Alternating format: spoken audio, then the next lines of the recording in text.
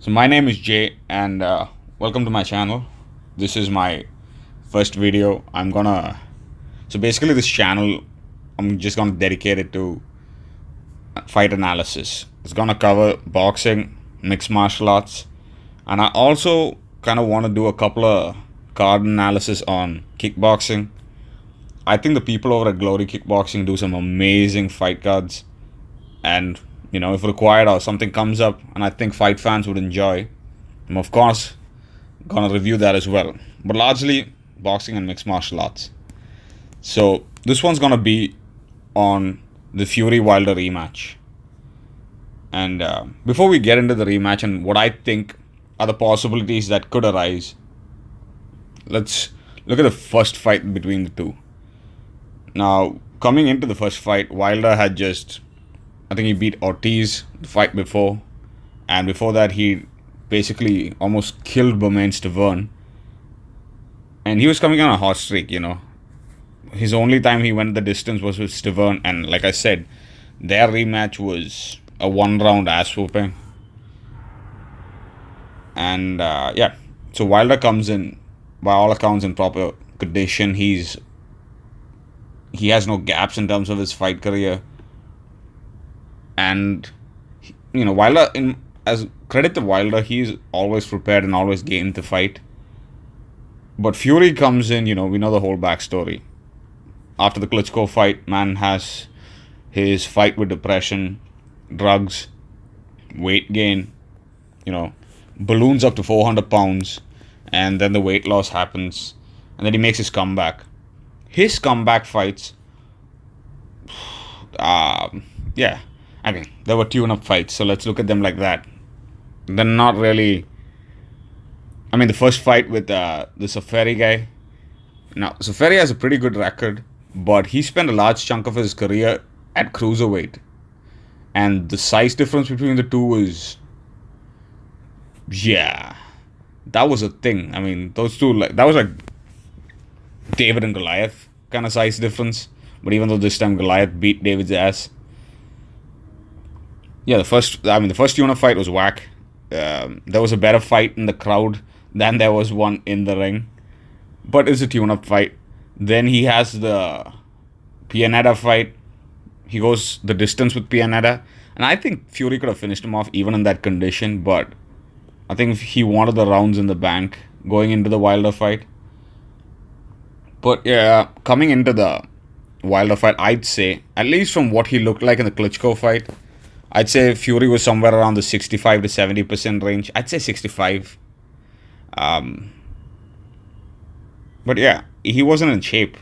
He was training basically to lose weight the whole time. And this was a shell of what Fury was against Klitschko. But, we did pick up a lot of good things. We did pick up a lot of information from the first fight. I also want to say that I had the first fight 115-111 in favor of Fury.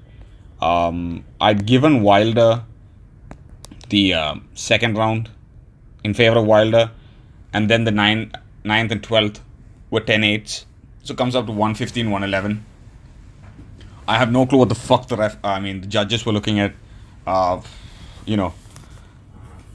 Boxing and judges had this strange relationship where boxing is beautiful and judges tend to just fuck the whole thing up. I don't know. There's gonna be a time where I think judging is gonna.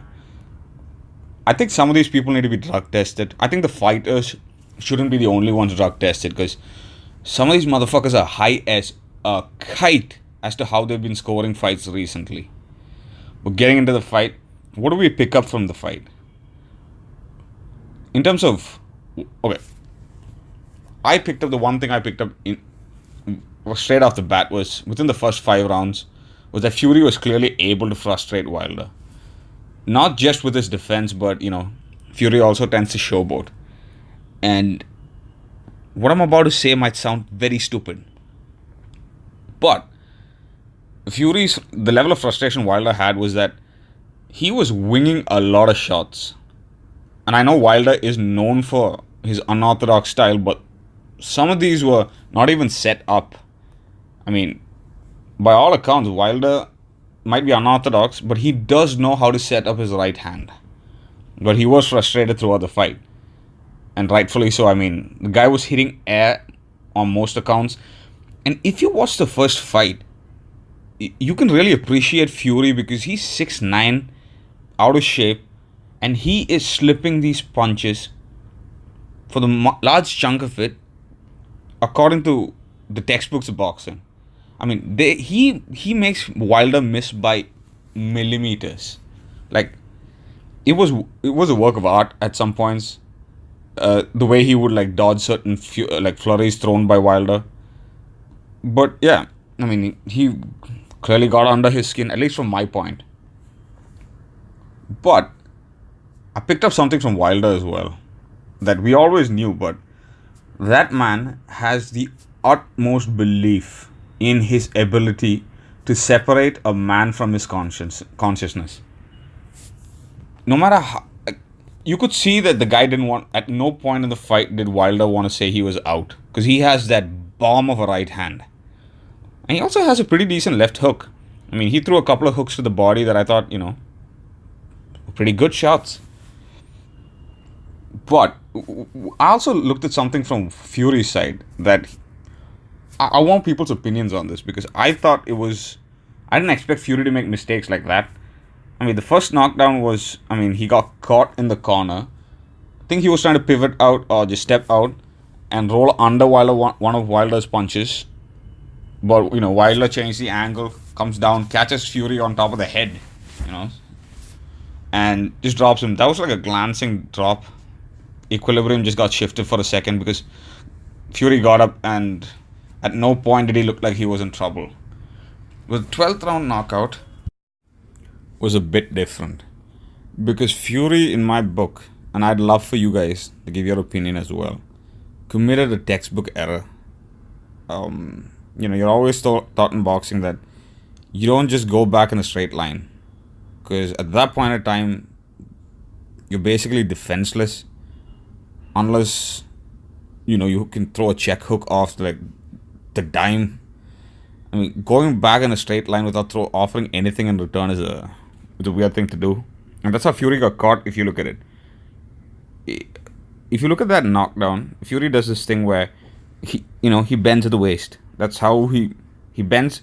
Basically, how Fury goes in most situations is if Wilder throws a jab, Fury bends at the waist, the right hand comes, Fury pivots off. But this time, he went back in a straight line and tried to do that. That step back kind of cost him that time because Wilder caught him with the right hand and the left hook. And I thought by all accounts, Fury had passed on from this world. I mean, the fact that he got up from that fight, got up from that knockdown, is proof that the man is by all accounts a fighting man. This isn't the first time Fury's been knocked down. He's been knocked down, ironically, by smaller guys, really small guys. Pikic was the first one to knock him down, and Steve Cunningham in their fight. I mean, that beautiful overhand right by Cunningham was, I thought, So Fury has a pretty solid chin, and he took a lot of Wilder shots during the fight that might have dazed a lot of people. But yeah, Fury's chin's on check, but that is a mistake. I mean, Fury's predictable after one point in terms of how he is going to get away from a punch. And I'm going to get back to that point and why I think after their rematch, Wilder has grown substantially. And I think Wilder will pick up on the predictability of Fury. But yeah, to account for the first fight, thought Fury won. Fury has the ability to get under Wilder's skin. Wilder has a belief that cannot be shaken. So it has all the signs for a very interesting rematch. Now, what's happened in the time between the rematch? These guys have gone on to fight have other fights. Fury has had, again, a couple of guys where they're up and comers. I forget the first guy's name, the German guy. I think his name was Tom. I forget the guy's last name. Forgive me for that, if by any chance Tom happens to listen to this. But that was just an ass whooping. And the guy really didn't have much to offer. He did come in like with an undefeated. I think he had one loss, or he was undefeated at the time, but it was clearly a padded record. And he was a good fighter. Anyone who steps in there, I have respect for them. But the guy wasn't on Fury's level. The second fight Fury had was against Otto Wallen, and that was an interesting fight. Not just because of the cut, because that cut changed up the whole fight for Fury. But on the 12th round, the Otto Wallen was able to kind of hurt Fury for a couple of seconds, especially towards the end of the 12th round. But cut aside, that aside, I had Fury winning that fight comfortably. Wilder on the other side. Jesus Christ. What the hell? Dominic Brazil was his, I think, the first fight after the Fury fight. Yeah. That was. I think Wilder killed him, by all accounts, because that knockout. Oh, I don't know. I think Dominic Brazil might still have a migraine from that knockout. That was just the most devastating thing I've ever seen in my life. And I know a lot of you are gonna say, "Oh, Ernie Shavers knockouts. He's the harder puncher." You have to give Wilder his credit. The guy, by all accounts, is 1A and 1B with somebody like. So if I had to put up, in terms of punching strength, like pure power, I'd have Wilder, Shavers, and someone like Foreman as well. Because when Foreman fought Mora, the way he knocked him out was, it was testament to how legendary the man's strength was. But Wilder is up there. You have to give him that. But the second fight with Luis Ortiz, now this is where things get interesting. This is where things get spicy. Wilder gave up a lot of rounds early. And he was telling, I think it was Timothy Bradley, that he didn't mind. Oh no, it was Andre Ward. That he didn't mind giving up these rounds. That, he was just making reads. And you could clearly see that Wilder was making reads. He was using his jab a lot better in that fight. He was picking up how Ortiz was going around. And he never got frustrated, even though he was down 6 rounds in my book. But if you ever have questions as to Wilder's boxing IQ, I'm going to ask you to check out 5 seconds right before he sent like King Kong Ortiz into the next dimension. He used his jab. At least he was just flicking it out there. He was very smart about that. If you can see, he wants Ortiz to move to. Wilder wanted him to move towards Wilder's right, into the ropes. So Wilder was just flicking his jab out there and kind of just tapping him along to that side. You can see it. He just, glances. He's just touching Ortiz's head. And then, what happens? He throws that bomb. That's it. I mean, at no point in the fight did Wilder seem frustrated. He was able to use his jab, he had a very educational jab, to say it like Lennox Lewis would put it. But yeah, in that fight, I saw Wilder had grown. He was calm throughout the whole fight, didn't mind dropping the rounds, used his jab intelligently. I think I meant to say intelligent, not educational. I don't know. Sometimes, you use big words. Yeah. I know they're not big words, but, just saying. But Wilder was calm. Wilder knew what Wilder had to do. He didn't show any forms of frustration. So this makes the rematch a lot more interesting.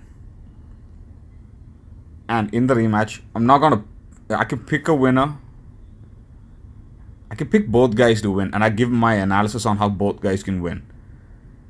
So if Wilder uses his jab, the way he used it in the Ortiz fight, because Wilder has a pretty good reach. What I think he can pick up on is how Fury often slips a punch. Because if you look at it, you always see that Fury has a kind of the shell defense when Wilder throws in space, that he drops to the waist, pivots out, or takes like a stutter step back. I mean, it's happening the whole time throughout the first fight. Pivot out or do that. If Wilder can use feints Wilder can set up the jab, he can set up the right hand with feints and just making reads with the jab. And he can catch Fury on the bend of the waist. Because that's how he caught him in the 12th round. And if Fury doesn't correct that, and like I said, Fury on an ESPN interview said that that was a mistake he'd committed. And he's not gonna, have that happen again.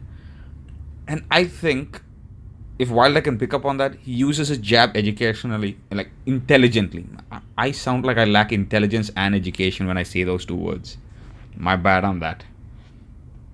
But that's the way I think, Wilder's gonna win. Wilder has to knock him out. Wilder is not gonna outbox Fury at any point of time.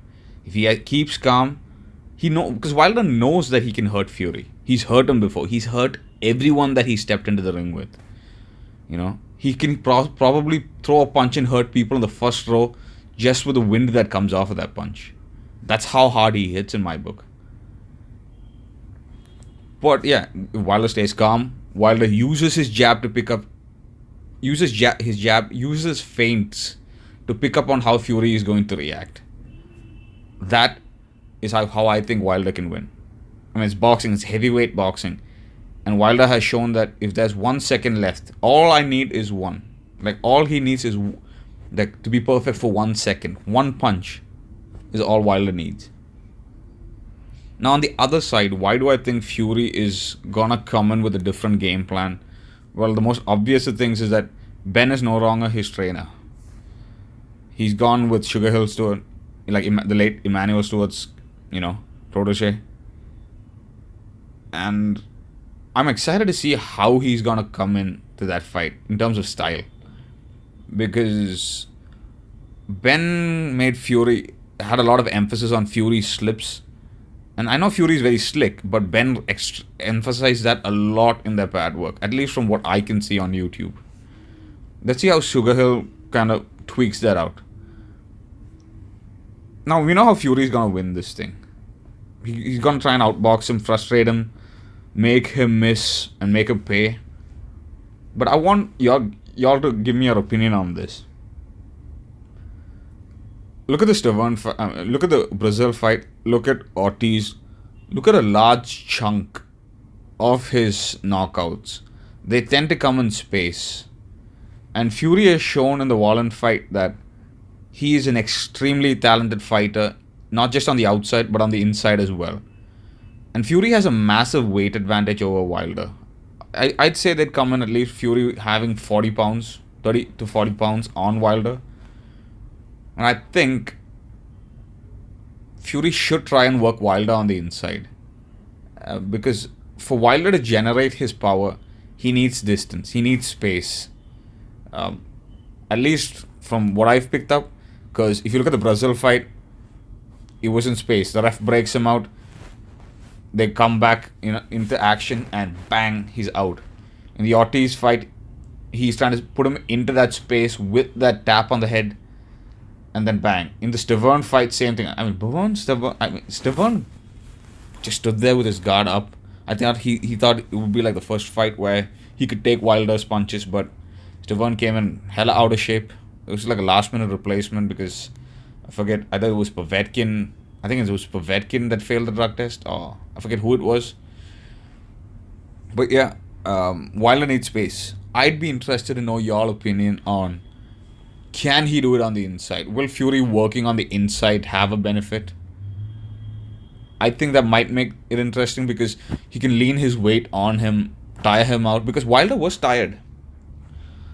Let's not forget that. In the first fight, after the 12th round knockdown, look at the end of the round. Wilder is clearly gassed out. And Fury has used his weight to his advantage a lot of times. Look at the Derek Chisora fights, the second one, and the Steve Cunningham fight. I mean, after Cunningham dropped him, Fury largely used his weight to just simply fatigue Cunningham out. But yeah, I mean, would walking on the inside make a difference?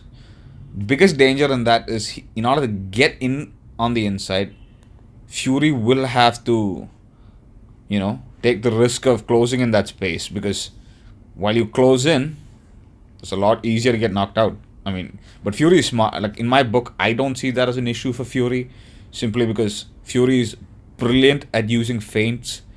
That flick jab he had all throughout the first fight had Wilder, throwing up his guard. But I would think that at some point or the other, just like Otto Wallen got tired out, just like Chisora in the second fight, if Fury could work on the inside, that would make things a lot more interesting.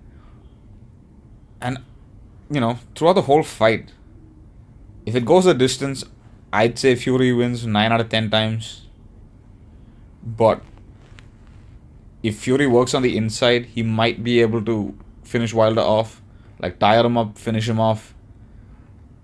But in terms of Wilder, I can see Wilder winning because what I saw in the Ortiz fight is that someone that was calm, someone that knew who they were, and someone who had amazing belief in their power. Because let's not fuck around. That punch that Wilder knocked Ortiz out with, I mean, the guy didn't even shift his weight. It was just, by most accounts, an arm punch. He didn't shift weight properly. He didn't do any of that. It was just. It is just a testament to how gifted that man is in terms of power. So to wrap things up, um, this is a toss-up fight for me because the old saying is the boxer beats the puncher 9 out of 10 times, but, the fights after their first fight, Wilder clearly had grown leaps and bounds, and Fury in the Wallen fight, maybe Otto Wallen is just that good, and we don't know about him because the guy came into the fight with an undefeated record. He had balls of steel throughout the whole fight. He took some punishment. I think that some of the shots that the punishment that the guy took might have taken 5 years off his life. But maybe Wallen's just that good, But yeah, I think my analysis, I can't give a clear-cut prediction. But,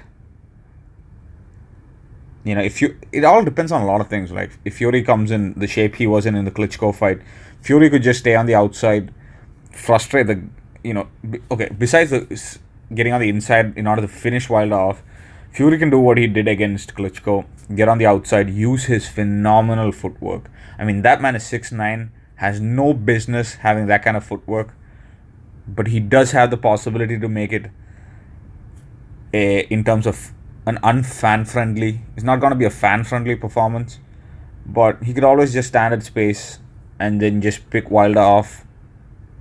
But then again, standing in space with Wilder does bring the threat of him having the ability to load up and throw that thing with everything he has. It's going to be a close fight. Again, if I was a betting man, I wouldn't bet on this because there's just so many variables at play here. If you can pick one clearly over the other, in terms of skills, I'd have to go with Fury. You'd bet on Tyson Fury. But in terms of performances, I mean, just the Ortiz fight, the rematch with Ortiz, it really opened my eyes, and I have a lot more respect for Wilder in terms of his boxing IQ. This rematch is going to be an amazing fight. I'd highly recommend y'all watch that fight. I have this weird feeling. I have this very strange gut feeling that somewhere, at some point, Fury's gonna show off, and Fury's just gonna do, he's gonna try and Roy Jones him with his hands behind his back like he did in the first fight, and he might get too cocky, and Wilder, if he stays calm, might see an opening and just put Fury's lights out. But, it's boxing. Maybe Fury might knock him out. Who knows? In the first fight, Fury showed that he can hurt him. So, this is one of those toss-up fights where I really can't make a bet. I'm not going to be a betting man on this fight. But yeah, tell me your opinions. Like, share, subscribe, comment. All of that stuff. Thanks a lot for listening.